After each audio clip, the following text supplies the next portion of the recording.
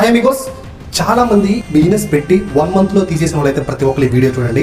So ఇది ఒక business formula లాంటిది. ఒక చిన్న ఎగ్జాంపుల్ తో చెప్తాను ఫ్రెండ్స్. అర్జునుడు ప్లస్ అభిమన్యుడు అయితే గుర్తొస్తున్నారండి. సో మరి దానికి దీనికి లింక్ ఏంటంటే ఖచ్చితంగా ఉంది, మీరు ఎండ్ వరకు చూడండి.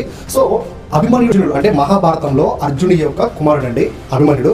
సో మరి అభిమన్యుడిని కోల్పోవడానికి కూడా అర్జునుడి యొక్క పాత్ర చాలా ఉంది. డీకోడ్ చేస్తే సో చాలా మంది అనుకుంటారు అభిమన్యుడే వెళ్ళాడు లోపలికి. అభిమన్యుడు తన యొక్క తల్లి గర్భంలో ఉన్నప్పుడు అర్జునుడు చెప్తాడు ఏమనంటే వాళ్ళ భార్యకి పద్మవ్యూహం అనేది ఎలా ఉంటుంది, దాంట్లో ఎలా ప్రవేశించాలి, ఎలా బయటికి రావాలని చెప్పేసి ప్రతి ఒక్కటి కూడా చెప్తూ ఉంటాడు.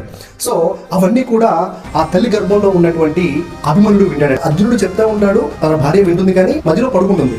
అయితే అర్జునుడు ఎక్కడా చెప్తాడంటే లోపలికి వెళ్ళేదాకా మాత్రమే చెప్తాడు. సో బయటికి వెళ్ళేది చెప్పడు.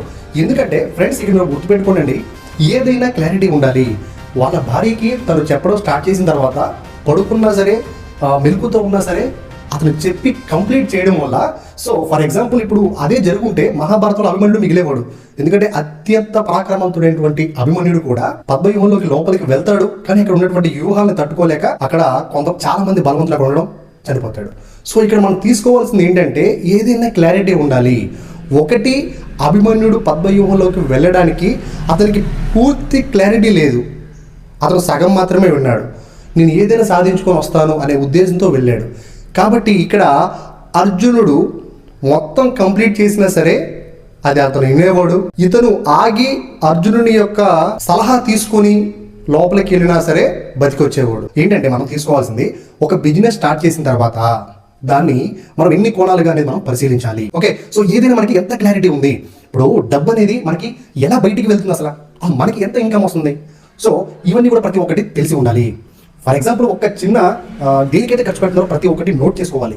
ఎంత బయటికి వెళ్తుందో దాన్ని నోట్ చేసుకోవాలి. దాన్ని మనీ ఫ్లో అంటారు. సో మనం ఒక బిజినెస్ స్టార్ట్ చేసినప్పుడు మనకి మనీ ఫ్లో గురించి తెలియాలి, మనీ మేనేజ్ గురించి తెలియాలి.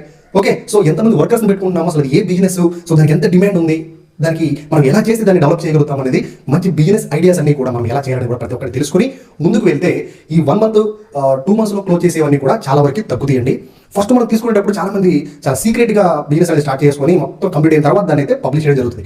అలా కాదు, ఎప్పుడైతే మనం ఒక బిజినెస్ అనుకున్నామో దాని యొక్క వర్క్లో మొత్తం అసలు దాని యొక్క గ్రాఫిక్ ఎంత, అసలు ఏంటి, ఎన్ని ఉన్నాయి, మన ఏరియాలో ఎన్ని ఉన్నాయి, అసలు మనం ఎలాంటివి తీసుకోవాలి, సో మరి దాంట్లో మనం ఏదైనా బిజినెస్ సేమ్ బిజినెస్ పెట్టాలా, దాంట్లో ఏమైనా కొన్ని మనం చేంజెస్ చేయాలా అని ప్రతి ఒక్కటి కూడా మనం తెలుసుకుని దానికి ఎంత ఇన్వెస్ట్మెంట్ పెడుతున్నాము, మనకి ఎన్ని మంత్స్ వరకు మన ఇన్వెస్ట్మెంట్ అనేది దానికి సరిపోతుంది, సో మరి 3 నెలల దాకా నాకు లాభం రాదు కాబట్టి నా 3 నెలలు కూడా నేనే అమౌంట్ పెట్టుకోవాలి అనేది ప్రతి ఒక్కటి క్లియర్గా ఉండి బిజినెస్ అనేది స్టార్ట్ చేసుకోవాలి.